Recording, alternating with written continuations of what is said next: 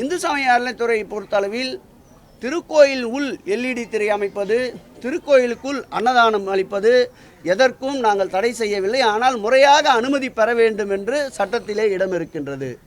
ஆகவே அனுமதி பெற்றால் அதை நாங்கள் அனுமதிப்பதற்கு தயாராக இருக்கின்றோம். அதே நேரத்தில் ஆன்மீகத்தை ஆன்மீகமாக பார்க்கின்ற பொழுது நாங்கள் எந்த தடையும் விதிக்க தயாராக இல்லை.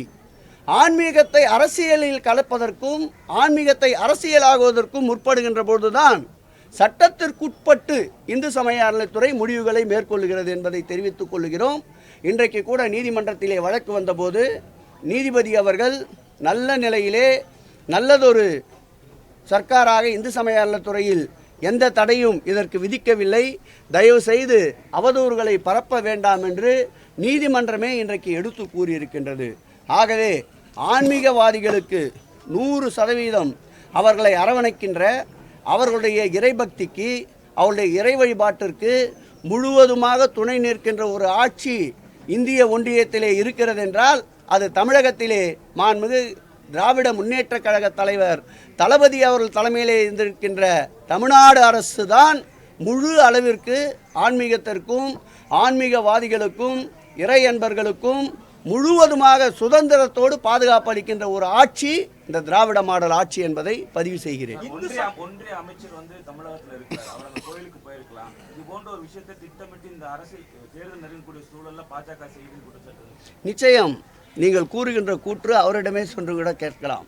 எவ்வளவு பெரிய நிகழ்ச்சி நடத்துகிறார்கள் அங்கே அயோத்தியில் ராமருக்கு பிரதிஷ்டை செய்கின்ற பாலகனுக்கு பிரதிஷ்டை செய்கின்ற நிகழ்ச்சி. ஒன்றியத்திலே இருக்கின்ற மிக முக்கியமான பொறுப்பில் இருக்கின்ற நிதியமைச்சர் அங்கு செல்லாமல் இங்கு இருக்கிறார் என்றால் அவர் ஆன்மீகமாக நடந்து கொள்ளவில்லை, அரசியல் கலந்த ஆன்மீகத்தை செய்வதற்காகத்தான் அவர் தமிழகத்திலே முற்படுகின்றார். தமிழகத்திலே ஏதாவது ஒரு சூழ்நிலையில் ஆன்மீகத்துக்கு எதிரான ஆட்சி இந்த ஆட்சி என்பதை தொடர்ந்து கூற வேண்டும் என்பதற்காக இப்படி பொய் பிரச்சாரங்களை கூறிக்கொண்டிருக்கின்றார். வருத்தப்பட வேண்டிய நிகழ்வு. இவ்வளவு உயரிய பொறுப்பிலே இருப்பவர் இவ்வளவு கீழ் இறங்கி வந்து இப்படியெல்லாம் நடந்து கொள்வது வருத்தம் அளிக்கிறது.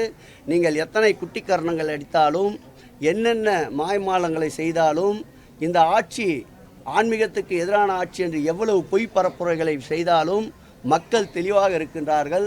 திராவிட முன்னேற்ற கழகத்தை அவர்கள் எதிர்பார்ப்பதற்கு மேலாக உயர்ந்த இடத்தில் தமிழக பக்தர்களும் ஆன்மீகவாதிகளும் தமிழ்நாட்டு மக்களும் தயாராக இருக்கின்றார்கள். சார், இப்போ தொடர்ச்சியாக ஒரு 4-5 மாதமாகவே சமூக வலைதளங்களில் சில நாளிதழில் இந்து சமய அறநிலையத்துறை மீதும் கோயில்கள் பாதுகாப்பு இல்லை அப்படிங்கிற மாதிரியான செய்திகள் வந்துட்டு இருக்கு. அதற்கான தொடர் நடவடிக்கை சட்டபூர்வமாக எடுப்போம்னு சொல்றீங்க. என்ன மாதிரியான நடவடிக்கை எடுக்கும்? அப்படி எங்கும் எந்த நடவடிக்கையும் நிகழ்வும் நடைபெறவில்லை. ஏதாவது நீங்கள் சுட்டிக்காட்டினால் அதற்கெடுத்த நடவடிக்கையை எங்களிடம் இப்பொழுது விவரம் இருந்தால் தருகிறோம். இல்லை என்றால் சேகரித்து இன்று மாலைக்குள் இந்து சமய அறநிலையத்துறையின் செய்தியாக அதை வெளியிட கடமைப்பட்டிருக்கிறோம். அவதூறை பற்றி இந்த ஆட்சியும் நம்முடைய இந்து சமய அறநிலையத்துறையும் கவலைப்படுவதில்லை. நேற்றைக்கு கூட அவதூறான செய்தியை வெளியிட்டவர்கள் மீது சட்டப்படி நடவடிக்கை எடுப்போம் என்று இந்து சமய அறநிலையத்துறையின் சார்பில் செய்தியை வெளியிட்டிருக்கின்றோம். அதே நேரத்தில் இந்து சமய அறநிலையத்துறையுடைய அந்த அவதூறுக்கு துறையினுடைய நிலைப்பாடு என்ன என்பதையும் நேற்றைக்கு தெள்ளத் தெளிவாக எடுத்துரைத்திருக்கின்றோம். எங்கள் துறையினுடைய செயலாளர் அன்பிற்கினிய மணிவாசகம் அவர்கள் இறை அன்பு கொண்டவர்.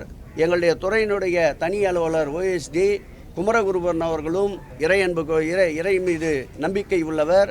எங்களுடைய துறையினுடைய ஆணையாளர் முரளிதரன் அவர்களும் இறையின் மீது நம்பிக்கையுள்ளவர். ஆகவே நிச்சயமாக ஒரு சிறு தவறுக்கும் கூட இந்த ஆட்சியும் இடம் தராது, மாண்புமிகு தமிழக முதல்வரும் அதற்கு இடம் தர மாட்டார் என்பதை அழுத்தம் திருத்தமாக பதிவு செய்கிறேன்.